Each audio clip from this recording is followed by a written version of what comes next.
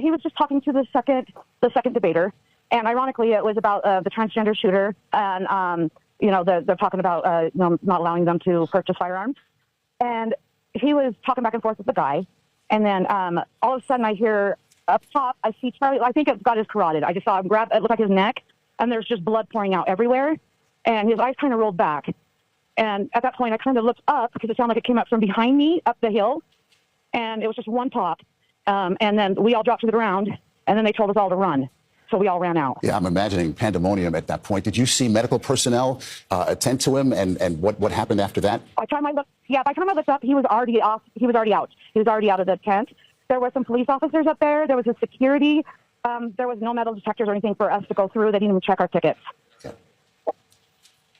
What about the gunman? Any sense of what became of the person? I don't know if it's a man or woman. The person who fired the shot? Nope, I didn't see anything. I just dropped when everybody else dropped, and then I ran when they told everybody to run. So you described it as a debate that was going on. So it was a debate between Charlie and someone else, or just a sort of so he does prove me wrong. And basically, because he's a right-winger, and, he's very, very, very good at his debates. And he invites mostly college kids to go up and debate him. And, a lot of them were, had a lot of the same views, but there was something that maybe a little bit off that they don't quite agree with.